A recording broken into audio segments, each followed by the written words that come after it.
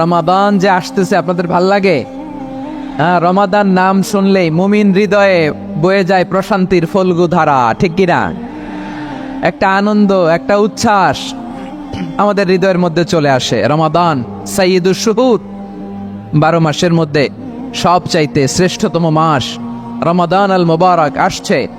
আত্মশুদ্ধির মাস, আত্মসংশোধনের মাস, শুদ্ধাচারের মাস, নিজেকে আলোকিত করবার মাস, ঠিক কিনা বলেন? شهر رمضان الذي أنزل فيه القرآن هدى للناس وبينات من الهدى والفرقان। আল্লাহ বলেন রমাদান এমন একটা মাস যে মাসে কোরআন নাজিল করা হয়েছে। আর এই কোরআন হচ্ছে বিশ্ব মানবের জন্য পথ নির্দেশিকা, হেদায়েতের সুস্পষ্ট বর্ণনা এবং সত্য মিথ্যা পৃথক করার আসমানি মানদণ্ড রূপে জামিনে আমাদের জন্য কোরআন নাজিল করেছে কে? রাব্বুল আলামিন বলেন, ইয়া আইয়ুহাল্লাযীনা আমানু কুতিবা আলাইকুমুস সিয়ামু কামা কুতিবা আলাল্লাযীনা মিন ক্বাবলিকুম লাআল্লাকুম তাত্তাকুন। আল্লাহ বলেন, ও বিশ্বাসীরা শোনো শোনো, তোমাদের জন্য সিয়ামকে ফরজ করা হয়েছে ঠিক যেমন ভাবে তোমাদের পূর্ববর্তী উম্মতদের উপরও সিয়ামকে ফরজ করা হয়েছিল, লাআল্লাকুম তাত্তাকুন, যাতে করে তোমরা সবাই মুত্তাকি হতে পারো। সুবহানাল্লাহ বলেন, যাতে করে তোমরা আল্লাহ সচেতন হতে পারো। তাহলে সিয়ামকে, এই সামনে যে রমাদান আসতেছে আমার প্রিয় ভাইয়েরা, এই পুরো রমাদান ব্যাপী সিয়াম সাধন করা, সিয়াম পালন করাকে আমাদের জন্য ফরজ করে দিয়েছে কে? রমাদানের রোজা রাখার নফল নাকি? রমাদানে সিয়াম পালন করা কি নফল? সুন্নাত? তাহলে কি ফরজ? আওয়াজ করে বলেন, রমাদানের রোজা রাখা কি ফরজ? এটা শুধু আমাদের উপরই ফরজ না, আমাদের আগে যত জাতিগোষ্ঠী পৃথিবীতে এসছে সবার উপরে সিয়াম পালনকে ফরজ করেছে কে? সবার উপরে আল্লাহ তাআলা সিয়াম পালনকে ফরজ করেছিলেন। তবে ধরনটা ভিন্ন ছিল, এক এক জাতিগোষ্ঠীর জন্য এক এক ধরনের ছিল। আমাদের জন্য সিয়াম ফরজ টানা 1 মাস 30 দিন বা 29 দিন। কোন কোন উম্মতের উপর 30 দিন না, মাত্র 3টা রোজা ফরজ ছিল। কয়টা? আওয়াজ করে বলেন। আপনাদের কি মনোযোগ আছে না গেছে? মনোযোগ আছে? তাকবীর পড়েন তো, লিল্লাহে তাকবীর। আমাদের 1 মাস সিয়াম ফরজ। পূর্ববর্তী অনেক উম্মতের উপর 1 মাস ছিল না, 3টা ফরজ ছিল। কয়টা? প্রতি মাসের 13, 14, 15 ফরজ ছিল তাদের জন্য। কারো জন্য শুধু একটা, আশুরার রোজা। কোন কোন উম্মতের জন্য 10টা। কোন কোন উম্মতের জন্য রোজা ফরজ ছিল মৌনতার রোজা, আরবিতে বলে সওমুল ইনসাত, মানে সারাদিন খেতে পারবে, পান করতে পারবে, স্ত্রীর সাথে মেলামেশা করতে পারবে, কিন্তু কথা বলতে পারবে না। কথা বললেই তাদের রোজা ভেঙে যেতে। পড়েন সুবহানাল্লাহ। কি অদ্ভুত ব্যাপার! মৌন সম্মতির রোজা। যেমনটি সাইয়্যিদাতুনা মারিয়াম আলাইহিস সালাম বলেছেন, ইন্নী নাযারতু লির-রাহমানি সাওমা ফালান উকাল্লিমাল ইয়াওমা ইনসিয়া। তিনি বলেছেন, আজকে আমি রহমানের জন্য, মানে আল্লাহর জন্য রোজা মানত করেছি, আজকে আমি কারোর সাথে কথা বলতে পারবো না। তো রোজা রাখলে কথা বলতে পারবে না কেন? কারণ ওই শরীয়তে রোজার বিধান ছিল সকাল থেকে সন্ধ্যা খেতে পারবেন, পান করতে পারবেন, কিন্তু কথা বলতে পারবেন না। কথা বললেই রোজা ভেঙে যেত। সুবহানাল্লাহ বলেন। তাহলে সব জাতিগোষ্ঠীর উপরে রোজা ফরজ ছিল, কিন্তু ধরনটা ভিন্ন ছিল। মজার ব্যাপার হচ্ছে, আপনি বর্তমানেও বিভিন্ন ধর্মের দিকে তাকান, বৌদ্ধ ধর্ম, হিন্দু ধর্ম, খ্রিস্ট ধর্ম, তাদের মধ্যেও রোজা আছে। ইংরেজরা, খ্রিস্টানরা এটাকে বলে ফাস্টিং। কি বলে? ফাস্টিং। আমাদের হিন্দু ভাইয়েরা বলে উপবাস। তারা কি বলে? উপবাস। আবার এখন আন্দোলনের একটা মাধ্যম হয়েছে এটা, না খেয়ে থাকা, এটারে বলে অনশন। এটারে কি বলে? অনশন ধর্মঘট। মানে আমাদের দাবি না মানলে আমরা খাবো না, রোজা রাখলাম। আছে না নাই? তারপরে আধুনিক বিজ্ঞান এটার একটা নাম দিয়েছে না খেয়ে থাকাকে, অটোফিজি। কি বলে? অটোফিজি। জাপানের এক চিকিৎসা বিজ্ঞানী এই অটোফিজির উপর গবেষণা করে সে নোবেল পেয়েছে। সুবহানাল্লাহ পড়বেন না? এজন্য আল্লাহ তাআলা আমাদের জন্য গোটা রমাদানে এই সিয়ামকে ফরজ করে দিয়েছেন। আওয়াজ করে বলেন আল্লাহু আকবার। রব্বুল আলামিন বলেন, ইয়া আইয়ুহাল্লাযীনা আমানু কুতিবা আলাইকুমুস সিয়াম, সিয়ামকে তোমাদের উপরে ফরজ করা হয়েছে কামা কুতিবা আলাল্লাযীনা মিন ক্বাবলিকুম, যেমনি তোমাদের পূর্ববর্তীদের উপর রোজা ফরজ করা হয়েছিল, লাআল্লাকুম তাত্তাকুন, যাতে করে তোমরা আল্লাহ সচেতন হতে পারো, যাতে করে তোমরা মুত্তাকি হতে পারো। লাআল্লাকুম তাত্তাকুন, যাতে করে আমরা আল্লাহ সচেতন হতে পারি, আল্লাহ কনসিয়াসনেস আমাদের মধ্যে গ্রো করে। এটা হচ্ছে রোজার prime objective, the prime objective of সিয়াম। অনেকে জিজ্ঞেস করলে অনেকে বলে রোজার মূল উদ্দেশ্য হচ্ছে না খেয়ে থাকা। না, অনেকে বলে গরিবদের কষ্ট অনুধাবন করা রোজার উদ্দেশ্য। না, রোজার উদ্দেশ্য কি, সিয়াম পালনের উদ্দেশ্য কি, এটা আল্লাহ তাআলা স্পষ্ট এই আয়াতের পেছনে বলেছেন যে লাআল্লাকুম তাত্তাকুন, যাতে করে তোমরা আল্লাহ সচেতন হতে পারো, আল্লাহ ভীতি তোমাদের মধ্যে গ্রো করে, গড কনসিয়াসনেস, আল্লাহ কনসিয়াসনেস, আল্লাহ সচেতনতা যেন বাড়ে, দ্য সেন্স অফ অ্যাকাউন্টেবিলিটি। আল্লাহর সুপ্রিম কোর্টের কাঠগড়া এ দুনিয়াতে আমি যাই করলাম তার সবকিছু যে পাই টু পাই হিসাব দিতে হবে, এই sense, to enhance the sense that what ever we do Allah is watching me. আপনি যাই করেন কেউ দেখে না, কিন্তু দেখে কে? শুরুতেই তো জিজ্ঞেস করেছিলাম যে কেউ যেটা দেখে না সেটা দেখেন কে? কেউ যেটা শোনে না সেটা শোনেন কে? এর নাম হচ্ছে লাআল্লাকুম তাত্তাকুন, যাতে করে তোমরা আল্লাহ সচেতন হতে পারো, আল্লাহ ভীরু হতে পারো। দুনিয়ার কেউ দেখে না, কিন্তু আল্লাহ দেখে। এটাই রোজার মূল শিক্ষা। আমার প্রিয় ভাইরা, আপনি লুকিয়ে লুকিয়ে ঘরের ভেতরে অন্যায় করেছেন, পাপ করেছেন, আপনার বাবা দেখে নাই, মা দেখে নাই, স্ত্রী দেখে নাই, কিন্তু দেখেছে কে? আল্লাহর চোখ ফাঁকি দেয়া যায়? আচ্ছা, বুঝে থাকলে বলেন তো, সিসি ক্যামেরার চোখ ফাঁকি দেয়া যায় কি যায় না? পুলিশের চোখ, র্যাবের চোখ, বিমানবন্দরে কাস্টমস অফিসারের চোখ, কিন্তু আমার আল্লাহর চোখ? সবাই বলেন আল্লাহর চোখ ফাঁকি দেয়া যায়? এই সেন্সটা নিয়ে আসা নিজের মধ্যে, আমি what ever I do Allah is watching me, যাই করি আল্লাহ দেখে। লাআল্লাকুম তাত্তাকুন। রমাদানের রোজা, ইফতারি, সিয়াম, ইবাদত সব কিছুর মধ্য দিয়ে আপনাকে খেয়াল করতে হবে যে লাআল্লাকুম তাত্তাকুন এই স্ট্যান্ডার্ড এটা অ্যাচিভ হচ্ছে কিনা আমাদের, যাতে করে তোমরা মুত্তাকি হতে পারো, আল্লাহ ভীরু হতে পারো। তাকওয়া, এটা হচ্ছে the essence of Islam. What is তাকওয়া? তাকওয়া মানে কি? তাকওয়ার সংজ্ঞা অনেকে অনেকভাবে দিয়েছেন। আমি সরাসরি সাহাবাদের কাছ থেকে একটা সংজ্ঞা আপনাদের শোনাচ্ছি। ওমরে ফারুক রাদিয়াল্লাহু তাআলা আনহু উবাই ইবনে কাব রাদিয়াল্লাহু তাআলা আনহুকে জিজ্ঞেস করেছিলেন, ইয়া উবাই মা হুয়া তাকওয়া, হে উবাই তাকওয়া কি? তাকওয়া কাকে বলে?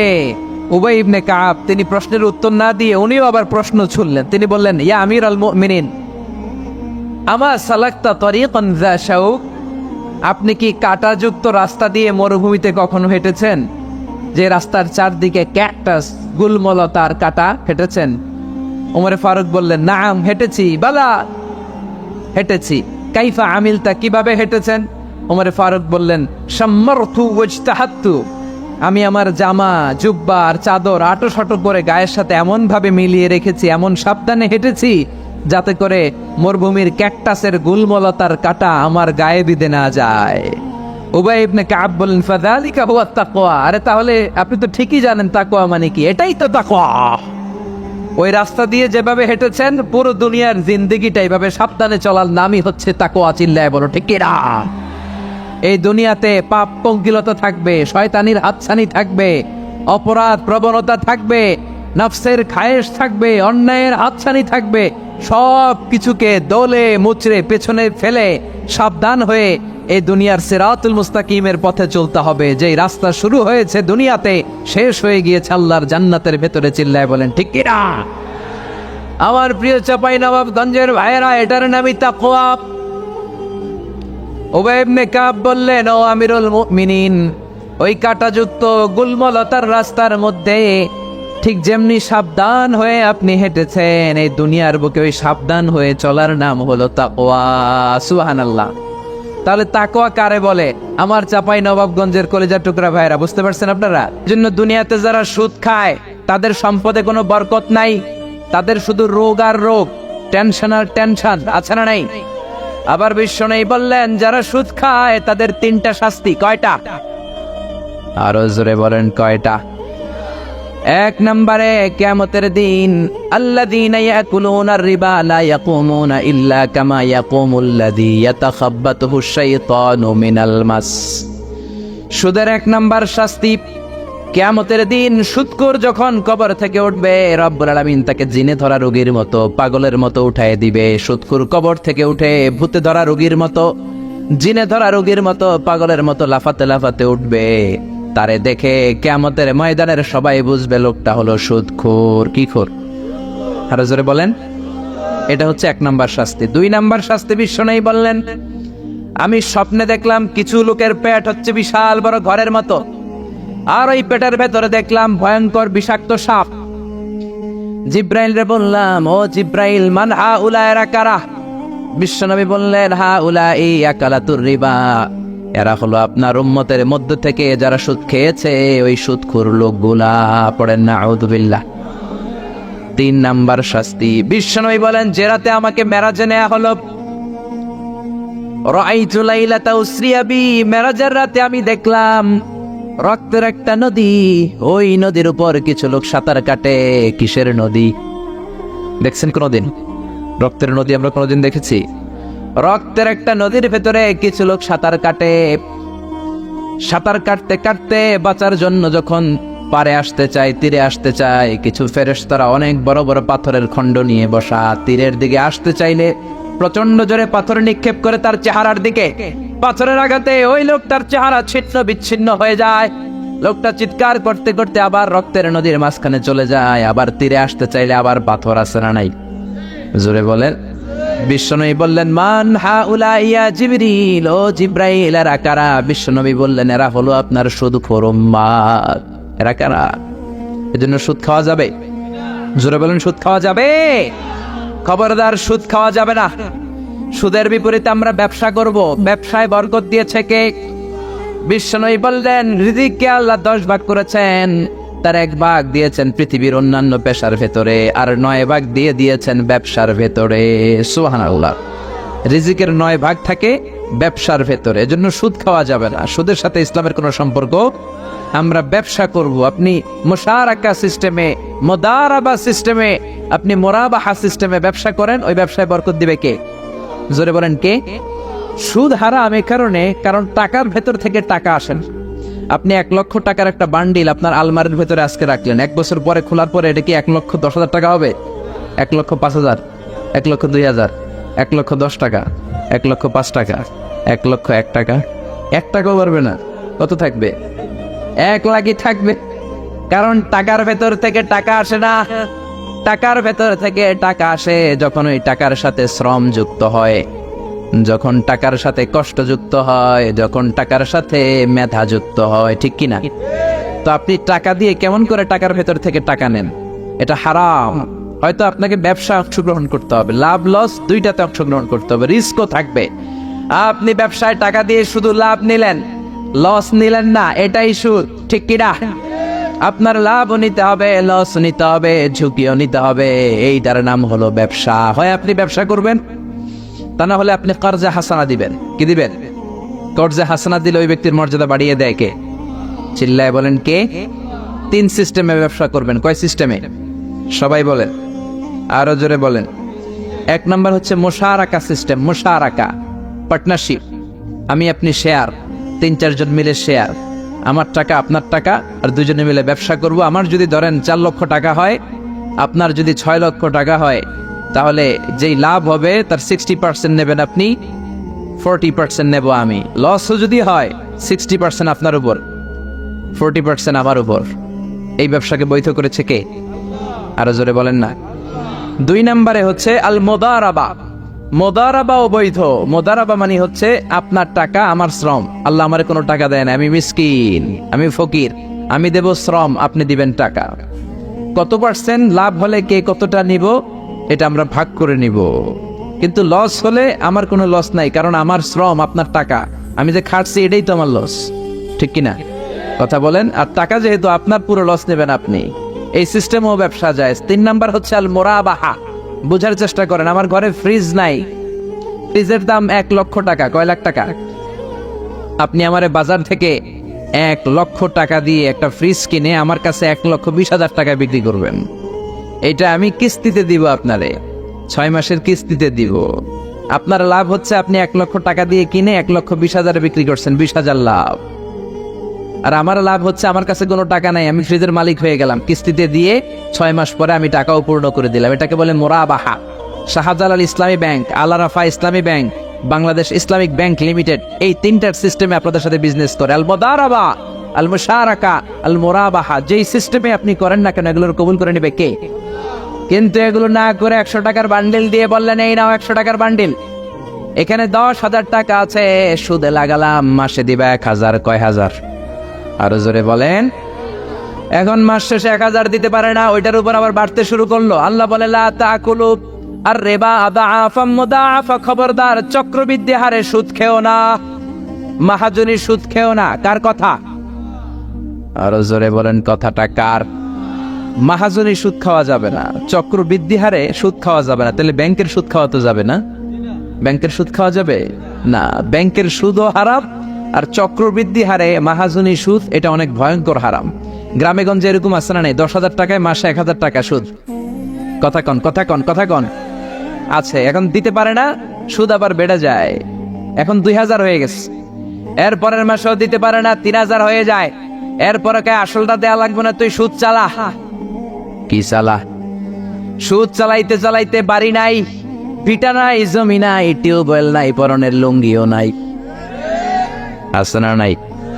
এটার বলে মহাজনী সুদ, এটার বলে চক্রবৃদ্ধি হারে সুদ।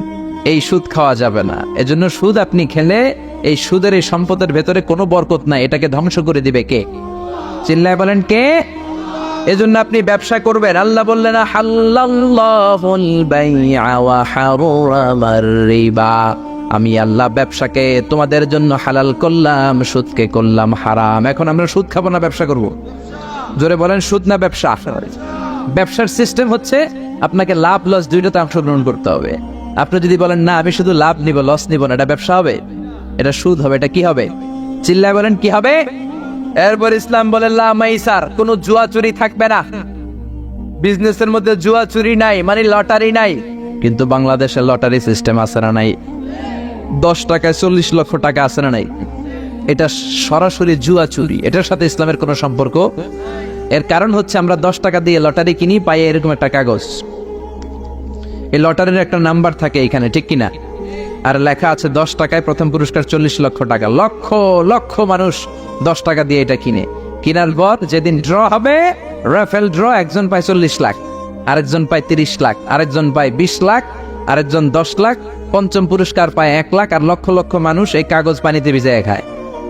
সিল্লাইকন ঠিক কিনা? এটার নাম হচ্ছে জুয়া চুরি, এটা জায়েজ নাই। কিন্তু এই লটারির কাগজের সাথে যদি আপনার একটা কলম দিয়ে দেয়, এটাকে জায়েজ করার সিস্টেম আছে। এই 10 টাকার লটারির, যখন আপনি লটারিটা কিনবেন, আপনাকে যদি একটা কলম দিয়ে দেয়, তাহলে কেমন যেন আপনি 10 টাকা দিয়ে একটা কলম কিনলেন। এটা ব্যবসা, এটা হচ্ছে ব্যবসার সুরত, এটা জায়েজ আছে না নাই? তার মানে লক্ষ লক্ষ মানুষ যখন লটারি কিনলো, সাথে পেলে একটা কলম। এরপরে ড্র হওয়ার পরে একজন পাবে 40 লাখ, আরেকজন 30 লাখ, একজন 20 লাখ, আরেকজন 10 লাখ, আর লক্ষ লক্ষ সবাই পাইছে একটা করে কলম। তার মানে আমরা সবাই কিছু না কিছু পাইছি। সিল্লাইকন ঠিক কিনা? এই সিস্টেমে যদি করেন তাহলে এটারে বৈধ করে দিবে কে? জোরে বলেন কে?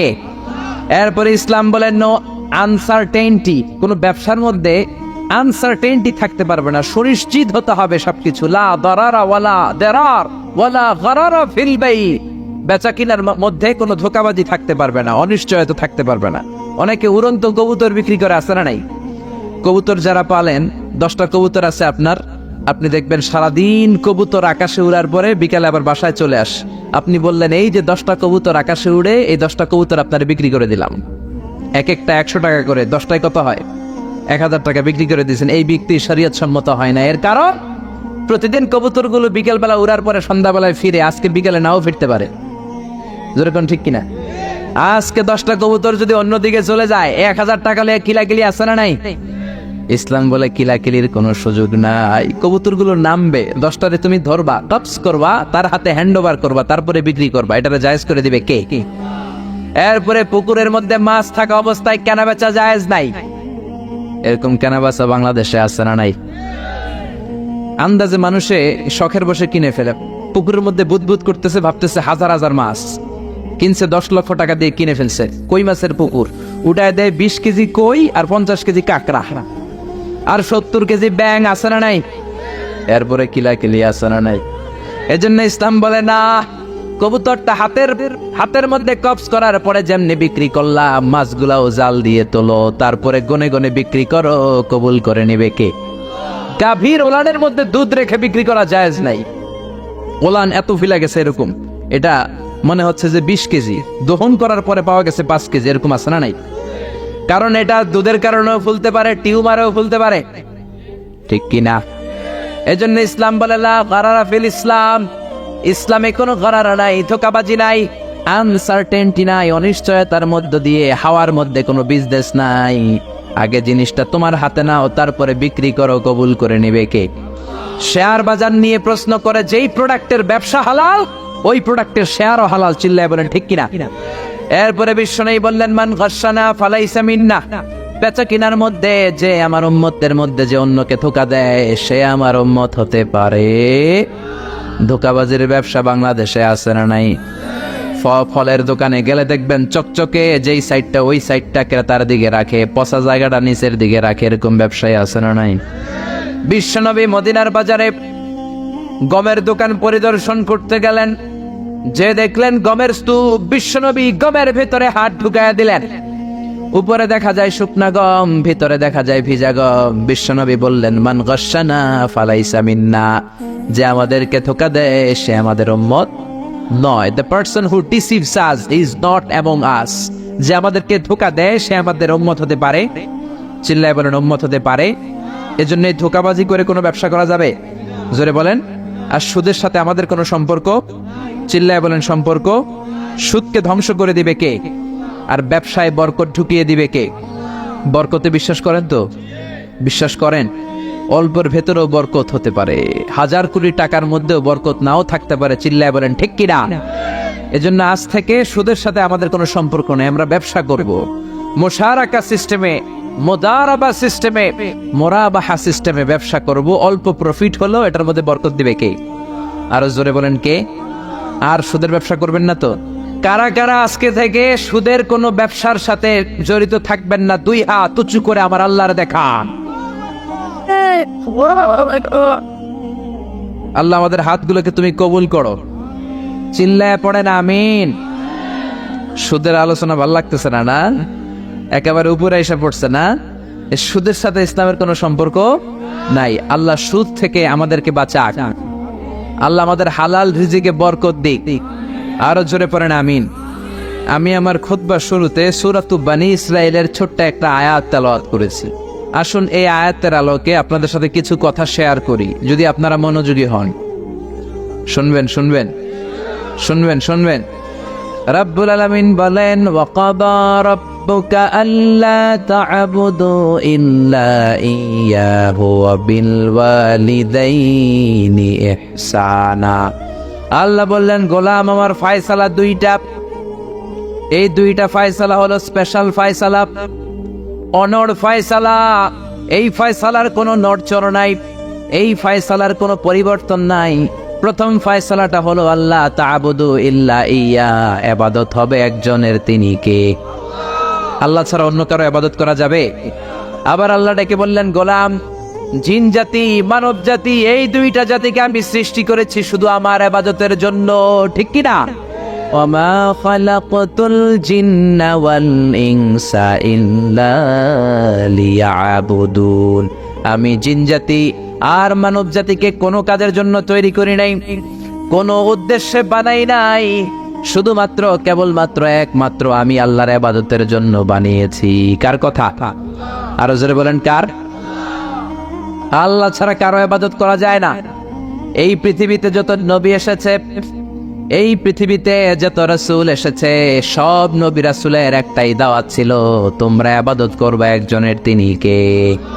ইয়া কওমি ইবুদুল্লাহা মা লাকুম মিন ইলাহিন গায়রু। ও আমার কওমের লোকেরা, ও আমার স্বজাতির লোকেরা, এক আল্লাহ ছাড়া অন্য কারো ইবাদত করো না। জিকির করতে হবে একজনের, চাইতে হবে একজনের কাছে, সেজদা দিতে হবে একজনকে, তিনি কে? আল্লাহ ছাড়া কাউরে সেজদা দেয়া যাবে? আমাদের দেশে মাজারে যে সেজদা আছে না নাই, এই মাজারের নামে যে ভণ্ডামি, এটার সাথে ইসলামের কোনো রিলেশন আছে, সম্পর্ক আছে? এই ভণ্ডামির সাথে ইসলামের কোনো সম্পর্ক? দো দিল বান্দা কালমা চোরে, না পায় শ্মশান না পায় ঘরে, দিন থাকিতে আয়রে পথে ছাইড়া দে ভণ্ডামি, ভণ্ডামি ভণ্ডামি ভণ্ডামি, ছাইড়া দে ভণ্ডামি। ঠিক কি না? নামাজ রোজা করে না, ইবলিস শয়তানের নানা, এরকম আছে না নাই? নামাজ রোজা করে না, ইবলিস শয়তানের নানা, ধর্মের একখান খুঁটি ধইরা কয়দিন করবা হয়রানি, ভণ্ডামি ভণ্ডামি ভণ্ডামি, ছাইড়া দে ভণ্ডামি। ঠিক কি না? এই জন্য ভণ্ডামির সাথে যারা জড়িত আছো, ভণ্ডামি ছেড়ে দাও, আল্লাহওয়ালা হয়ে যাও। তোমার জীবনে বরকত দিবে কে? তোমার জন্য জান্নাতের দরজা খুলে দিবে কে? এজন্য রব্বুল আলামিন বলেন, ওয়াকাদা রাব্বুকা আল্লা তা'বুদু ইল্লা ইয়্যা ওয়া বিল ওয়ালিদাইনি ইহসানা। আমি আল্লাহর প্রথম ফয়সালা, ইবাদত হবে শুধুমাত্র কেবলমাত্র একজনের, তিনি কে? আমরা প্রত্যেক নামাজে সূরাতুল ফাতিহায় আল্লাহরে বলি, আল্লাহ ইহদিনাস সিরাতাল মুস্তাকিম, ও আল্লাহ আমাদেরকে সহজ সরল পথ দেখাও, সিরাতুল মুস্তাকিম দাও। আল্লাহ বলেন, আনি ইবুদুনি হাযা সিরাতুম মুস্তাকিম, আমি আল্লাহর ইবাদত করো, এটাই সিরাতুল মুস্তাকিম। আল্লাহু আকবার। আপনি যদি আল্লাহর ইবাদত করেন তাহলে আপনি বুঝবেন যে আপনি সিরাতুল মুস্তাকিমের উপর আছেন। আর যদি বুঝেন আল্লাহর ইবাদত ছেড়ে আপনি অন্যদিকে দৌড়াচ্ছেন, তার মানে হলো আপনি সিরাতুল মুস্তাকিমের উপর থাকার সৌভাগ্য অর্জন করতে পারেন নাই। চিল্লায় এখন ঠিক কি না? এজন্য আল্লাহ বললেন, আল্লাহর ফয়সালা কয়টা? আরো জোরে বলেন, কয়টা? এক নাম্বার ফয়সালা, ইবাদত হবে শুধু একজনের, তিনি কে? এই ফয়সালার সাথে সবাই একমত? দ্বিমত কেউ নাই? কেউ নাই? দু একজন থাকতে পারে, কেউ নাই। আল্লাহ বললেন, আমার প্রথম ফয়সালা, ইবাদত হবে শুধু আমি আল্লাহর। দুই নাম্বার ফয়সালা, ওয়া বিল ওয়ালিদাইনি ইহসানা, ইহসান হবে মাতা পিতার সাথে, মানে ভালো আচরণ হবে মাতা পিতার সাথে। বুঝা গেল ইবাদত হবে আল্লাহর, ইহসান হবে মাতা পিতার। আল্লাহর সাথে, আল্লাহর জন্য আপনি ইবাদত করবেন, আর মাতা পিতার প্রতি আপনি ইহসান করবেন। ইহসান মানে সদাচরণ, ইহসান মানে খেদমত, ইহসান মানে তাদের জন্য খরচ করা, ইহসান মানে আপনার সব সম্পদ তাদের পায়ের সামনে, আপনার সব ক্ষমতা তাদের পায়ের সামনে বিলিয়ে দেয়া, বিছিয়ে দেয়া। চিল্লা এখন ঠিক কি না? এজন্য আল্লাহ বললেন, আমার দুই নাম্বার ফয়সালা, ওয়া বিল ওয়ালিদাইনি ইহসানা, মাতা পিতার সাথে ইহসান করবা। আমরা বললাম, আল্লাহ আপনার জন্য ইবাদত হবে, এটা আমরা বুঝলাম, মাতা পিতার সাথে ইহসান কেমন করে হবে এটা আমরা বুঝলাম না। আল্লাহ বললেন, ইহসান কাকে বলে যদি না বোঝো তাহলে বুঝে নাও, ইম্মা ইয়াবলুগান্না ইনদাকাল কিবারা আহাদুহুমা আও কিলাহুমা ফালা তাকুল লাহুমা উফ। আল্লাহ নিজেই ইহসানের ব্যাখ্যা দিচ্ছেন। আল্লাহ বললেন, ইহসানের প্রথম তাফসীর হলো, আব্বা আম্মা একজন কিংবা দুইজন যখন বার্ধক্যে উপনীত হয়ে যায়, যখন বয়সে পৌঁছে যায়, খবরদার তাদের কোনো কাজে তুমি নাক ছিটকাতে পারবা না, তাদের কোনো কাজে নাক ছিটকাতে পারবে না, তাদের কোনো কাজে এমনকি শব্দটাও বলা যাবে না। চিল্লা এখন ঠিক কিনা? কারণ আমরা যখন ছোট ছিলাম বাবা মারে কষ্ট দিয়েছি কি দেই নাই? আপনার কত বছর আগের ঘটনা মনে আছে? আপনার বয়স যখন 3 তখন আপনি কি করছিলেন মনে আছে? তো ওইটাই যদি মনে না থাকে, বয়স যখন 2 ছিল ওগুলা মনে আছে?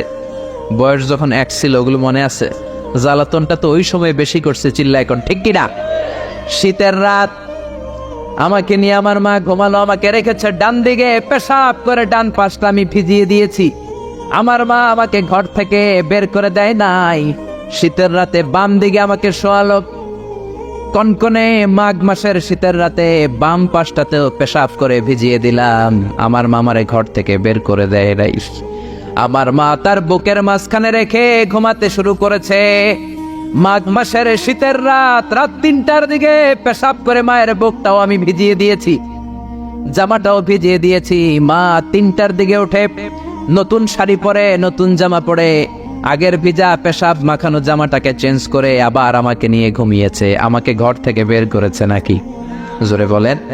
এজন্য আল্লাহ বুঝাতে চাইলেন, গোলাম ছোট্টবেলা যেমনি কষ্ট দিয়েছ, মা বাবা রেগে যায় নাই, তোরে লাথি মেরে ঘর থেকে তাড়ায় দেয় নাই, তোরে এতিমখানায় দেয় নাই। মা বাবা বয়সে যখন উপনীত হয়ে যায়, বার্ধক্যে যখন পৌঁছে যায়, ওই মা বাবারে খবরদার বৃদ্ধাশ্রমে দিয়ে আসবি না। বৃদ্ধাশ্রম বাংলাদেশে আছে না নাই? ছেলে আমার মস্ত মানুষ, মস্ত অফিসার, মস্ত ফ্ল্যাটে যায় না দেখা এ পারে ও পার, নানান রকম জিনিস আর আসবাব দামি দামি, সবচেয়ে কম দামি ছিলাম একে মাত্র আমি। ছেলের আবার আমার প্রতি অগাধ সম্ভ্রম, আমার ঠিকানা তাই বৃদ্ধাশ্রম। ঠিক কি না? অনেক কপাল পোড়া আছে, ডাকাত আছে। মা বাবা বার্ধক্যে উপনীত হওয়ার পরে তাদের কর্মকাণ্ডে নাক ছিটকায়, ঘরে আর বাবা মারে রাখতে মনে চায় না, বৃদ্ধাশ্রমে রেখে আসে। এরকম ডাকাত আছে রাড়াই। বাবা মারে বৃদ্ধাশ্রমে দেয়া যাবে? চিল্লায় বলেন দেয়া যাবে? যে বেয়াদব গুলো, যে ডাকাত গুলো মার বাবারে বার্ধক্যে উপনীত হলে, বয়স হয়ে গেলে বৃদ্ধাশ্রমে দিয়ে আসে, ওই বেয়াদবটা বুড়া হলে ওর কপালে বৃদ্ধাশ্রম জুটবে না। চিল্লা এখন ঠিক কিনা? ভাঙ্গা থালা হাতে নিয়ে তুই ভিক্ষা করে খাবি। চিল্লা এখন ঠিক কিনা? আল্লাহ বললেন আমার 2 নম্বর ফয়সালা, ওয়াবিল ওয়ালিদাইনি ইহসানা, মাতা পিতার সাথে ইহসান করবা। ইহসানের প্রথম ব্যাখ্যা, ইম্মা ইয়াবলুগান্না ইনদাকাল কিবারা আহাদুহুমা আও কিলাহুমা ফালা তাকুল লাহুমা উফ। মা বাবার একজন কিংবা 2জন যদি বার্ধক্যে উপনীত হয়ে যায়, খবরদার মা বাবারে বৃদ্ধাশ্রমে দিও না। মা বাবা পেশাব করে দিতে পারে, পায়খানা করে দিতে পারে, তোমাকে যেমনি পরিষ্কার করে আদর যত্ন করেছে তুমিও পরিষ্কার করবা, মা বাবার খেদমত করবা, তোমার জীবনটারে উজালা করে দিবে কে? আল্লাহ বললেন ইহসানের 2 নম্বর ব্যাখ্যা, ওয়ালা তানহারহুমা, মা বাবারে ধমক দিও না। অনেক বেয়াদব ছেলে মেয়ে আছে, মা বাবার সাথে ঝিড়কি দিয়ে কথা বলে, ধমক দিয়ে কথা বলে, এলাকার লোকদের সাথে যখন কথা বলে ভদ্র ভাষায় কথা বলে, ঘরে ঢুকলে মায়ের গালি দেয়, আছে না নাই? বাবারে ডাকে বুড়া, মারে ডাকে বুড়ি, আছে না নাই? তুমি কেমন করে মায়ের বুড়ি ডাকো, বাবারে বুড়া ডাকো? তোমার বাপ মা তো বুড়া হয়েছে তোমার কারণে। তোমারে মানুষ করতে যে তোমার মা বাবা তাদের জীবন যৌবন হারিয়েছে। তোমারে মানুষের মতো মানুষ করতে যে তারা তাদের জমি হারিয়েছে। তোমারে বিদেশ পাঠাতে যে তারা তাদের ভিটেমাটি হারা হয়েছে। যেই বাবা মা তোমার জন্য সব কিছু ছেড়েছে, খবরদার ফালা তানহারহুমা, ওই বাবা মারে ধমক দিবা না। কার কথা? চিল্লায় বলেন কার? এরপর আল্লাহ বললেন ওয়ালা তানহারহুমা ওয়া কুল লাহুমা কওলান কারীমা, তাদেরকে ধমক দিবা না, বরং তাদের সাথে ভালো আচরণ করবা, কোমল ভাষায় কথা বলবা। যত ভদ্রতা তুমি জানো, যত কার্টিসি তুমি জানো, যত সফটনেস তোমার জানা আছে, যত ভদ্রতা তুমি শিখেছো, সব ভদ্রতা তুমি ইউজ করবা তোমার মা বাবার সাথে। যত কোমল ভাষা তুমি জানো, যত শুদ্ধ কথা তুমি জানো, সব তোমার মা বাবার জন্য তুমি ইউজ করবা। চিল্লা এখন ঠিক কিনা? এরপরে রব্বুল আলামিন বললেন ওয়াখফিদ লাহুমা জানাহায-যুল্লি মিনার রাহমাতি ওয়া কুর রাব্বিরহামহুমা কামা রাব্বায়ানি সাগীরা, তাদের জন্য রহমতের ডানা বিছিয়ে দাও। তোমার যত ক্ষমতা আছে মা বাবার পায়ের সামনে ঢেলে দাও, যত অর্থ আছে তাদেরকে তুমি বিলিয়ে দাও। আর বাবা মা 1জন কিংবা 2জন যদি দুনিয়া ছেড়ে বিদায় নেয়, তাদের কবরের সামনে দাঁড়িয়ে চোখের পানি ছেড়ে পড়তে আরম্ভ করে দাও, রব্বিরহামহুমা কামা রাব্বায়ানি সাগীরা ওয়া কুর রাব্বিরহামহুমা কামা রাব্বায়ানি সাগীরা। ও আল্লাহ, ছোট্টবেলা বাবা মা যেমনি আমার আদর দিয়ে সোহাগ দিয়ে কাছে টেনে নিয়েছে। কিয়ামতের দিন কবরের ভেতরে তুমিও আমার বাবা মার আদর করে কাছে টেনে নিও। পড়ে না আমিন, চিল্লায় পড়ে না আমিন। এজন্য ইবাদত হবে একজনের, তিনি কে? আর ইহসান হবে কার সাথে? এজন্য মা বাবার দোয়ার দরকার আছে না নাই?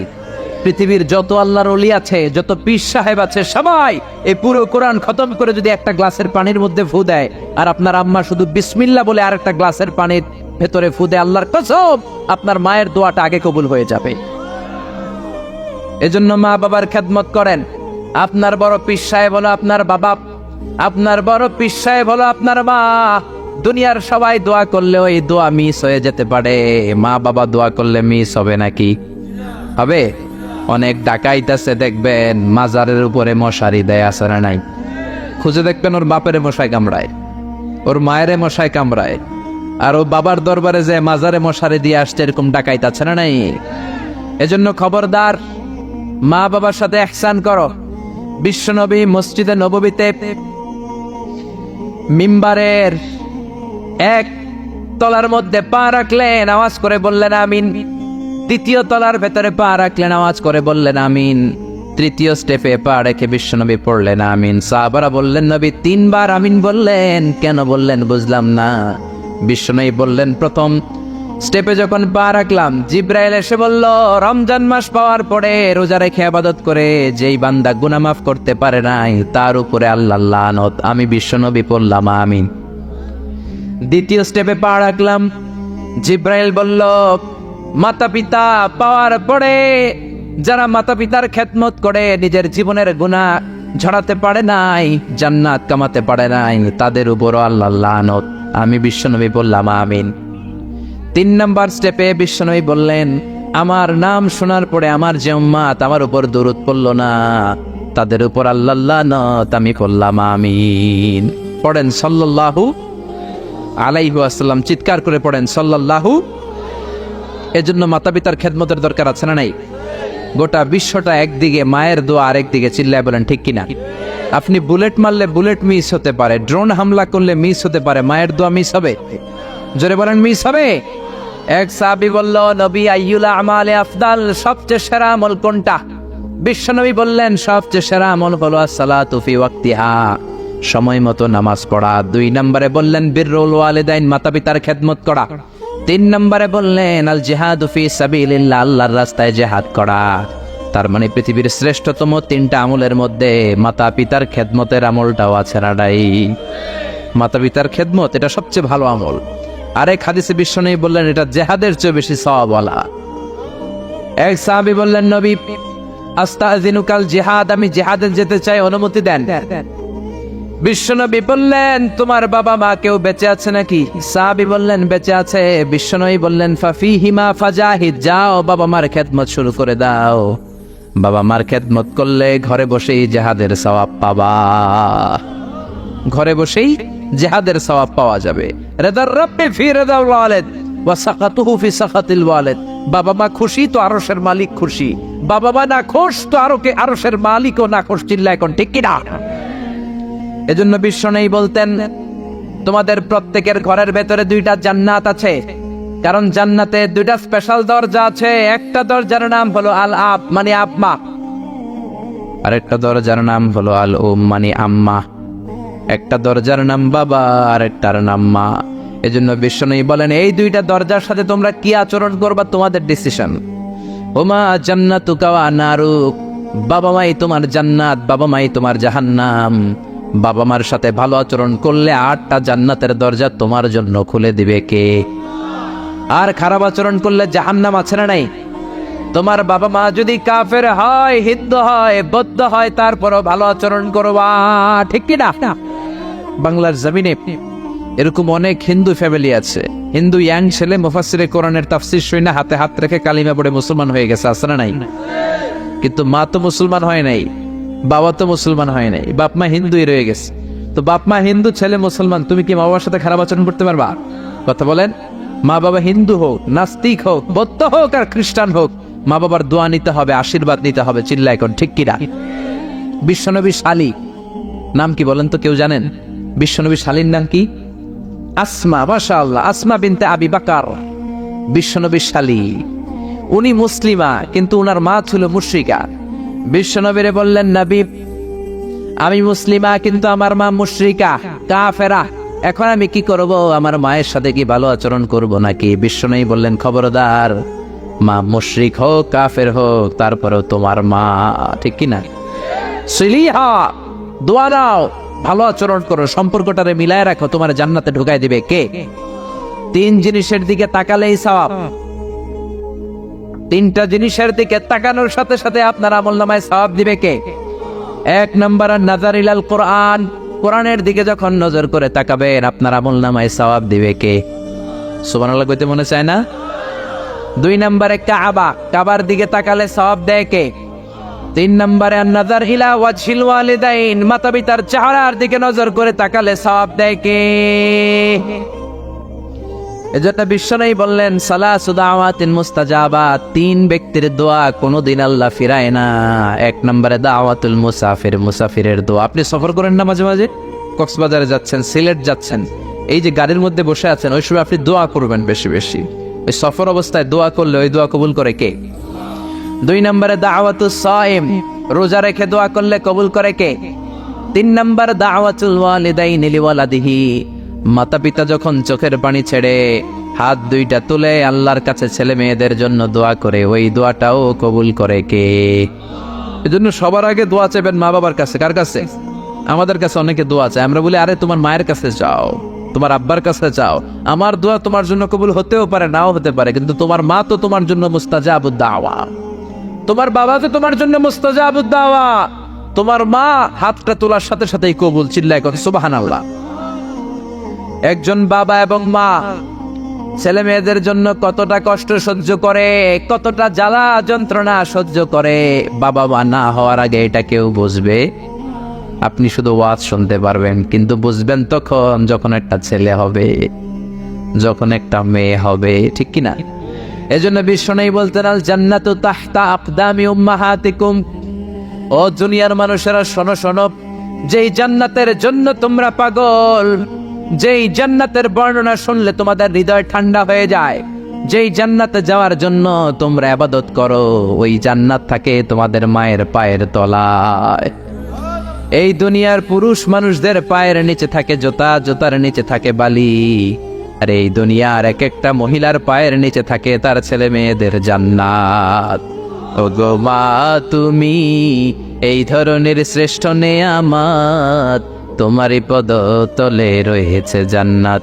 ওগো মা তুমি এই ধরনের শ্রেষ্ঠ নেয়ামত, তোমারই পদ তলে রয়েছে জান্নাত। সুবহানাল্লাহ পড়েন। এই পৃথিবীটারে 100 বার বিক্রি করলে যে টাকা হবে, ওই টাকা দিয়ে জান্নাতের একটা চেয়ারের দাম হবে? সবাই বলেন, হবে না। আচ্ছা, এই পৃথিবীটারে 5000 বার বিক্রি করলে যেই মূল্য বা টাকা পাওয়া যাবে, ওই টাকা দিয়া জান্নাতের একটা টেবিল কিনা যাবে? আর যেই 8টা জান্নাত মায়ের পায়ের নিচে পড়ে আছে, ওই পা দুইটার দাম আল্লাহর কাছে বেশি না কম? জোরে বলেন, বেশি না কম? এই জন্য এক সাহাবী বললেন, নবী মান আহাক্কু বিহুসনি সাহাবাতি ইয়া রাসূলুল্লাহ, এই দুনিয়া এত মানুষ, এত বন্ধু, এত সাহাবী, এত লোক, কার সাথে ভালো আচরণ করব? বিশ্বনবী বললেন, উম্মুকা, তোমার মায়ের সাথে, সুম্মা মান, তারপরে কার সাথে? তোমার মায়ের সাথে, তারপরে কার সাথে? তোমার মায়ের সাথে। 3 বার। আর এক হাদিসে আছে 4 বার বললেন তোমার মায়ের সাথে, 5ম বার বললেন তোমার পিতার সাথে। সুবহানাল্লাহ। মায়ের মর্যাদা 4 গুণ বেশি। কয় গুণ? এর কারণ আল্লাহ কোরআনে বলে দিলেন সূরা লোকমানে, হামালাতহু উম্মুহু, মায়ের মর্যাদা এত বেশি হওয়ার কারণ হলো বাবা তোমারে পেটে ধরে নাই, পেটে ধরেছে কে? ওয়াহানান আলা ওয়াহান, 10 মাস 10 দিন বাবা কষ্ট সহ্য করে নাই, করেছে কে? ওয়াফিসালুহু ফি আমাইন, 2 বছর বাবা তোমারে দুধ খাওয়ায় নাই, দুধ খাওয়ালো কে? কত লিটার দুধ, কত গ্যালন দুধ, কত কেজি দুধ মায়ের বুক থেকে আপনি খেয়ে খেয়ে সাবার করছেন 2 বছরে, কোনো হিসাব আছে? জোরে বলেন। বিশ্বনবী বললেন, লাউ কাতাআতা জিলদাক, তোমার চামড়াটা কেটে কেটে রোদে শুকিয়েও যদি মায়ের 2 পায়ের 2টা জুতা বানিয়ে দাও, ছোট্টবেলায় 1 ঢোক দুধ যে তুমি খেয়েছো, সেই 1 ঢোক দুধের শোধ আদায় হবে নাকি? মায়ের একধারে দুধের দাম, কাটিয়া গায়ের চাম, পাপোশ বানাইলেও ঋণের শোধ হবে না, এমন দরদি ভাবে কেউ হবে না আমার মাহাদো, এমন দরদি ভাবে কেউ হবে না আমার মাহাদো। পড়েন না আল্লাহু আকবার। বিশ্বনবীর সাহাবী নাম হলো আলকামা। কি নাম? সবাই বলেন কি নাম? আলকামা বিশ্বনবীর সাহাবী। ইন্তেকালের আগে আলকামার জিহ্বা দিয়ে কালেমা বেরোয় না। 3 দিন যাবত বিছানায় পড়ে আছে, মুমূর্ষ, মরে যাবে, কিন্তু জিহ্বা দিয়ে কালেমা বেরোয় না। বিশ্বনবী বলেছেন, লাকিনু মাউতাকুম লা ইলাহা ইল্লাল্লাহ, তোমরা মরণের আগে তোমাদের মুমূর্ষ রোগী মৃতদের সামনে লা ইলাহার তালকিন দাও। যখন দেখবেন আপনার চাচার রুহুটা বের হয়ে যাচ্ছে, দাদার রুহুটা বের হয়ে যাচ্ছে, বাবার রুহু বের হয়ে যাচ্ছে, তার শিওরের সামনে, কানের সামনে বসে পড়তে আরম্ভ করবেন, লা ইলাহা ইল্লাল্লাহু মুহাম্মাদুর রাসূলুল্লাহ সাল্লাল্লাহু। কিন্তু বলবেন না এই কালেমা পড়ো, কালেমা পড়ো, কালেমা পড়েন, কালেমা পড়েন, এগুলো বলবেন না, শুধু তালকিন দিবেন। ওটা থেকেই উনি বুঝবেন, কারণ মৃত্যুর একটা কষ্ট আছে না নাই? মৃত্যুর যন্ত্রণায় সে অস্থির, আপনি জোরাজুরি করতেছেন কালেমা পড়, সে যদি বলে না পড়বো না, ঝামেলা আছে না নাই? এজন্য কানের সামনে শুধু তালকিন দিবেন। বিশ্বনবী বললেন, লাকিনু মাউতাকুম লা ইলাহা ইল্লাল্লাহ, তোমাদের মৃতদের সামনে, মুমূর্ষদের কানের সামনে শুধু লা ইলাহা পড়বা। ওনার বিবি, ওনার আত্মীয়রা আলকামা নামক সাহাবীর কানের সামনে লা ইলাহা পড়ে 3 দিন ধরে কালেমা বের হয় না। কখন যেন মরে যায়, বিশ্বনবীর কাছে পাঠানো হলো। বিশ্বনবী সুহাইব আর বেলাল 2 জন সাহাবীকে পাঠালেন। তারা যেও কালেমার তালকিন দিল, কিন্তু মুখ দিয়ে কালেমা বের হয় না। বিশ্বনবী আলকামার বিবিরে ডেকে পাঠালো, ও বিবি, আলকামার বিবি, তোমার স্বামী কেমন ছিল? বলে, আমার স্বামী অনেক বড় আল্লাহর ওলি ছিল, নামাজ ছাড়তো না, তেলাওয়াত ছাড়তো না, জিকির ছাড়তো না। বিশ্বনবী বললেন, আলকামার বাবা মা কেউ বেঁচে আছে নাকি? বিবি বলে, আলকামার মা বেঁচে আছেন, ডাকো। আলকামার মা আসার পরে বিশ্বনবী বললেন, আপনার ছেলে কেমন ছিল? নামাজ পড়তো নাকি, রোজা করতো নাকি, জিকির করতো নাকি? আলকামার মা বলে, সবই করতো। আপনার সাথে কেমন আচরণ করতো? এটা বলার পরে মা আর কথা বলে না, শুধু চোখের পানি ছাড়ে। আলকামার মা বলে, নবী, আলকামার ব্যাপারে আমার মনে অনেক দুঃখ, কোনোদিন আমার কথা শুনে নাই, শুধু বিবির কথা শুনতো, বউরে প্রাধান্য দিত, আমার যত্ন নিত না, আমার কথা বেশি শুনতো না, এজন্য আমার মনে আলকামার ব্যাপারে অনেক জ্বালা। বিশ্বনবী বললেন, আপনার ছেলেরে মাফ করে দেন। রাগের চোটে আলকামার মা বলে, না,